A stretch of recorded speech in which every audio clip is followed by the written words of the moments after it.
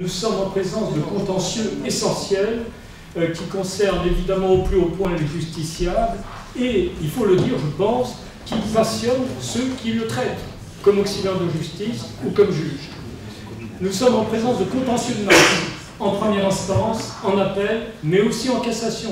Nous rendons aussi en cassation le tiers des arrêts en matière civile. C'est quand même assez ahurissant. Les situations sont très contrastées suivant les ressorts.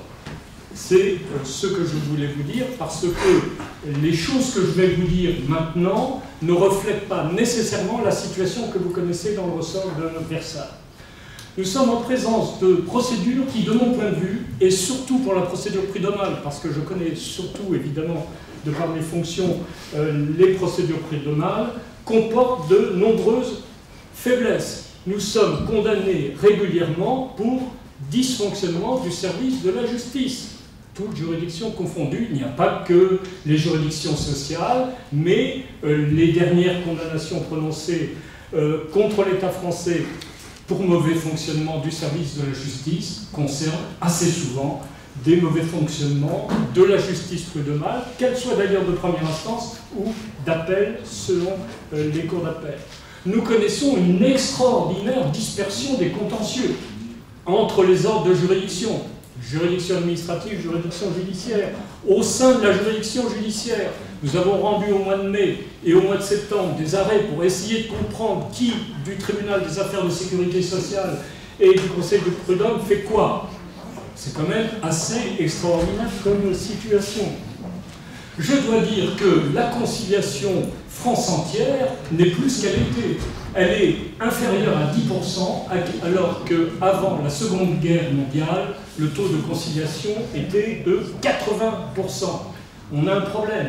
Et vous avez évoqué la situation de Versailles.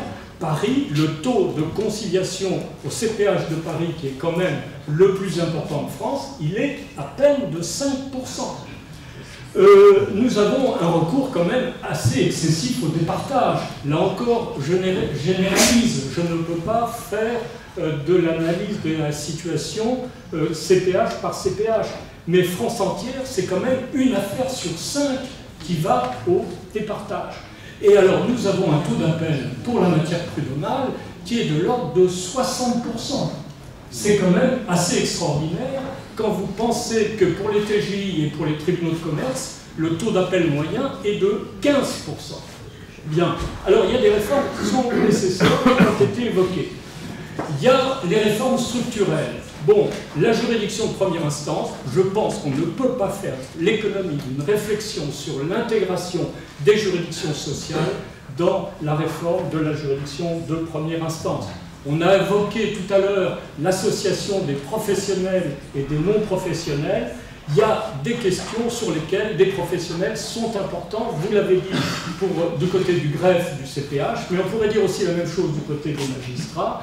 Il y a les questions d'office du juge, il y a des questions de traitement des problèmes de procédure qui se posent au cours de la procédure, notamment prud'homale, qui supposerait une association des professionnels et des non-professionnels.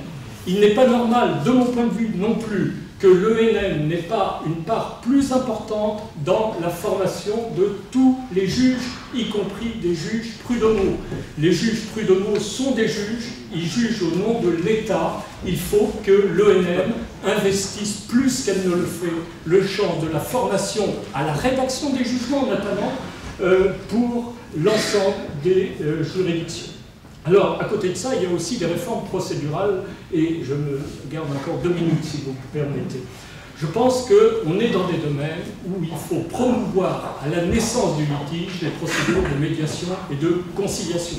Assurer quand même le traitement apaisé de nombreux litiges qui ne méritent pas le développement qu'ils prennent lorsque on fait du contentieux. Nous pouvons encore avoir à la Cour de cassation des litiges dont l'intérêt financier est inférieur à 500 €. C'est quand même pas très raisonnable de passer 5 à 10 ans de procédure pour un intérêt du litige de ce type. Je pense aussi qu'il faut concentrer les contentieux. Je ne prendrai qu'un exemple, Madame le Ministre.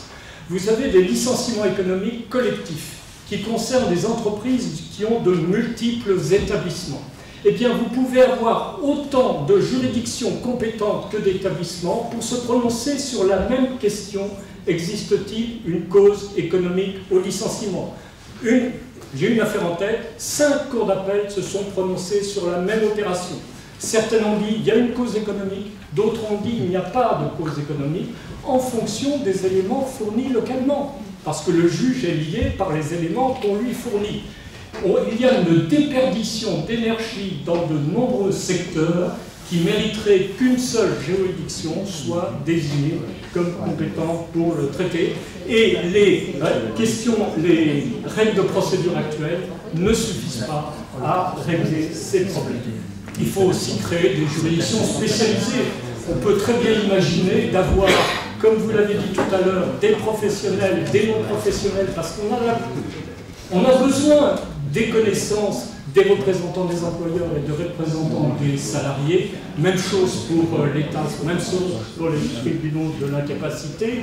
Mais il y a aussi des cas dans lesquels il faudrait, pour régler notamment certaines questions économiques complexes qui se posent en matière sociale, que les juridictions soient spécialisées, donc il y ait un regroupement des juridictions, soit dotés de moyens intellectuels qui leur permettent de traiter ces affaires, de même qu'on a créé en matière pénale des pôles financiers. On pourrait très bien imaginer dans d'autres domaines civils du contentieux la même chose.